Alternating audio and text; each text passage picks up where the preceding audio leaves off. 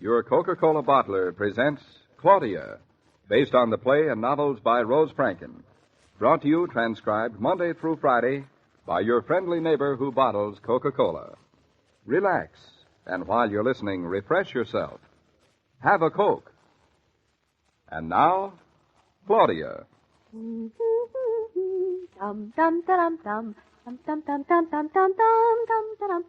David, you nearly dressed yet? I will be in 2 shakes of a lamb's tail. You look lovely dressed in a lamb's tail. Now, before I go in to shave, you'd better tell me what it is you want me to do. How'd you know I wanted you to do? I've been your husband long enough.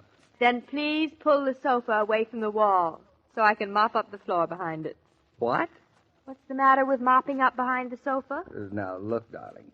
Just because you're interviewing maids today, that doesn't mean that you have I to want the apartment to look all spruced up for when they start coming. They? But then you won't look as if you needed a maid. Exactly. No maid these days is going to take a job with a person who doesn't look as if she can't keep her apartment clean herself. But that's what the maid's for, I thought. You just don't have any psychology at all.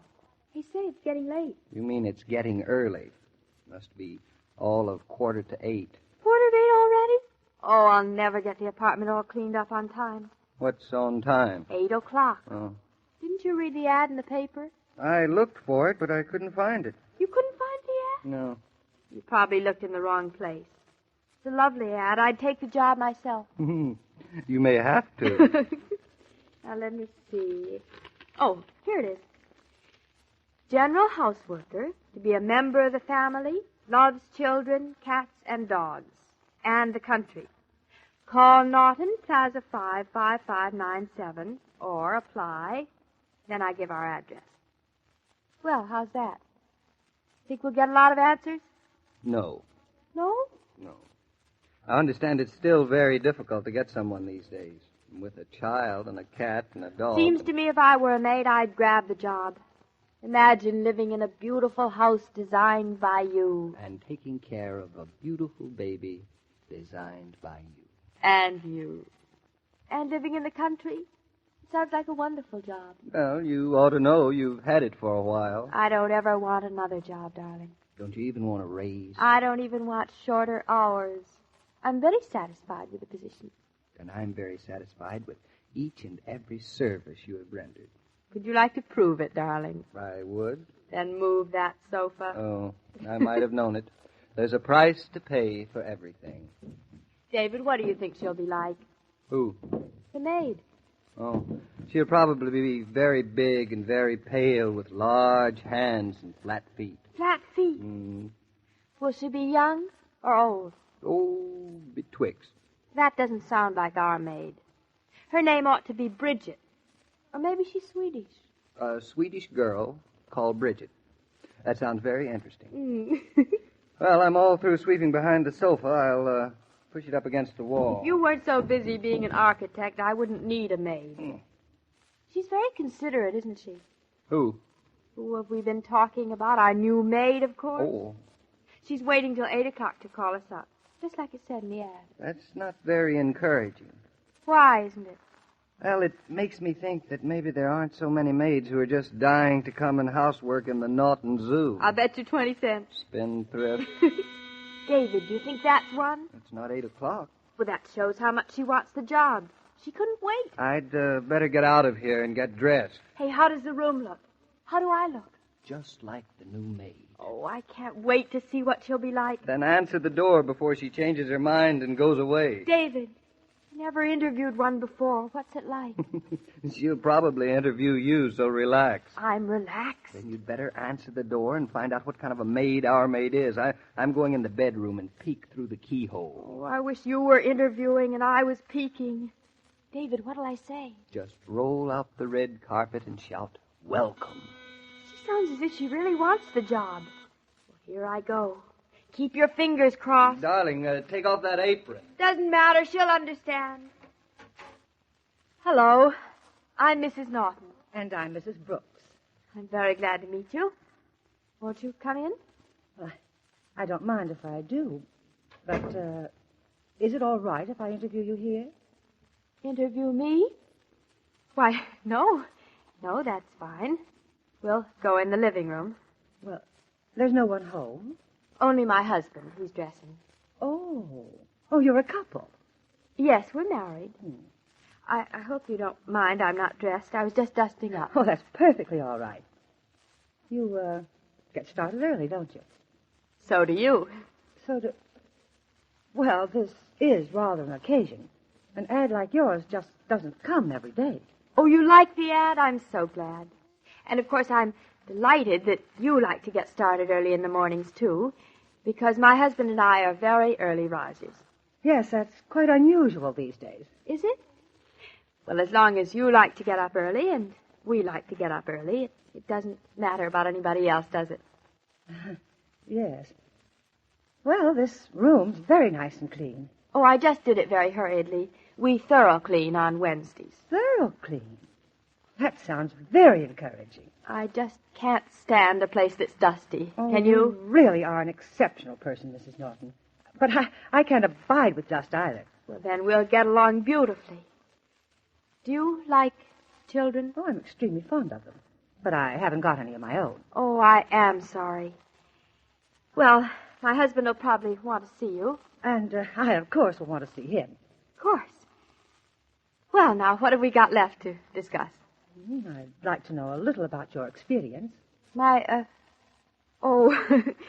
I haven't had very much, but... It's the spirit that counts. That's what I always say.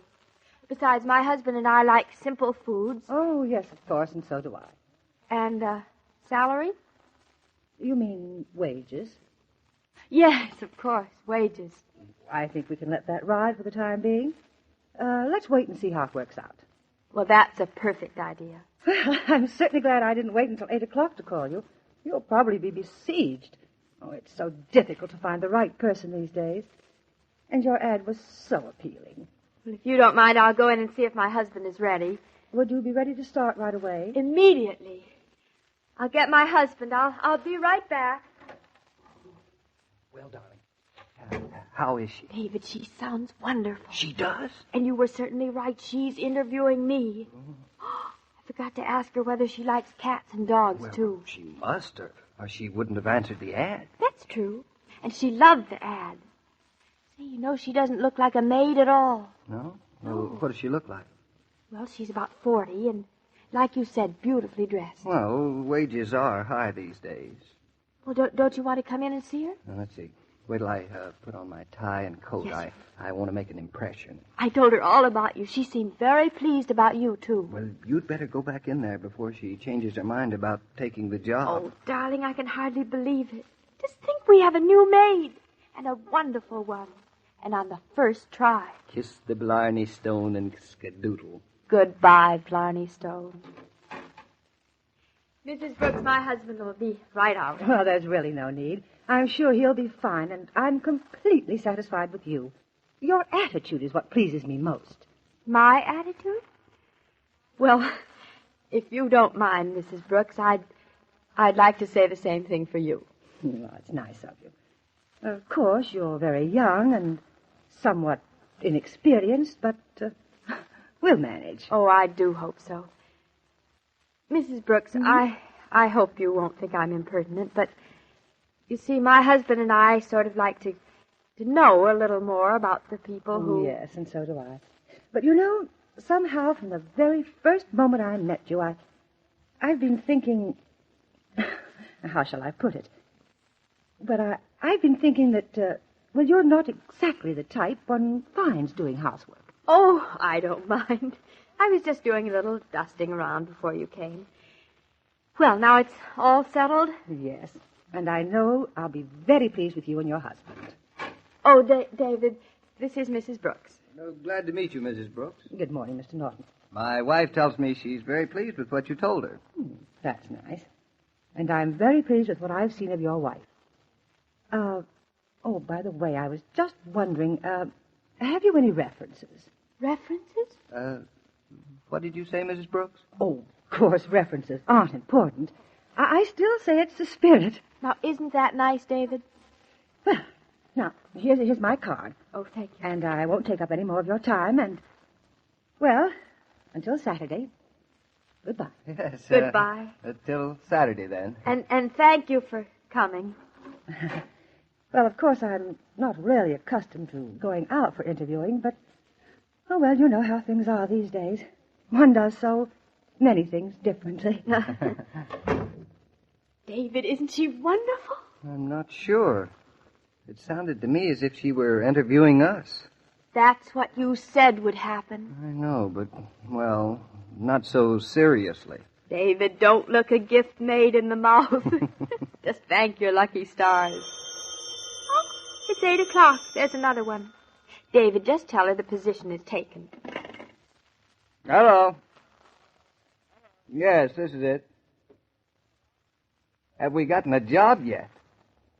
What was that you said? Have we found it? Well, I think you've made a mistake. I think you have the wrong number. Darling, get that newspaper. David, what's the matter? Look, here it is. I thought so. What? Our ad's in the wrong column. It's in the jobs wanted column, not in the help wanted column. That means that... Mrs. Brooks was interviewing us. She thought we wanted the job. David, oh no. Then we haven't got a maid after all.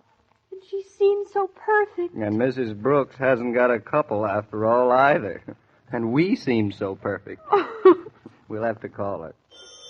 You better answer that. And you'd better answer that. We'd better not answer either. We're a couple of false pretenses. They'll be ringing all day long. And so many more people want maids than there are maids that want people. Wait a minute, darling. If a good enough job comes along, maybe we ought to take it. Maybe you better answer that phone. Oh, and when you're through with the telephone, darling, will you please answer the door? Suppose the bell rang right this minute and unexpected guest popped in. Would you be in a position to greet them as hospitably as you'd like? If there's a case of Coca-Cola in the house, you've no need to worry. Whether the young people bring their friends home or your own companions drop over for an hour or an evening, if there's plenty of Coke on ice, everyone can enjoy the pause that refreshes. You know, Mr. King, I was completely taken in by Mrs. Naughton. And she was by you, Mrs. Brooks. But I don't envy her. Her phones are going to be ringing like mad all day long. Well, Claudia won't mind too much. She just loves to answer the phone. Name me the woman who doesn't. And tomorrow she gets her big chance. Oh, indeed. How? Well, it seems that Mr. Carrington telephones from Chicago, and the papers David needs are locked in the safe. You know how safe combinations are, so Claudia and... Papers? What papers? What papers? Well, I wish I knew. But I suppose I'll find out tomorrow. And I will, too. Goodbye, Mr. King. Goodbye, Mrs. Brooks, and I hope you find that maid you're looking for. As I was about to say, every day, Monday through Friday, Claudia comes to you transcribed with the best wishes of your friendly neighbor who bottles Coca-Cola. So listen again tomorrow at the same time. And now this is Joe King saying au revoir. And remember, whoever you are, whatever you do, wherever you may be, when you think of refreshment, think of Coca-Cola. For Coca-Cola makes any pause the pause that refreshes. And ice-cold Coca-Cola is everywhere. These broadcasts are adapted for radio by Manya and Roger Starr, and the entire production is supervised and directed by William Brown Meloney. And now, here's a word from your friendly neighbor who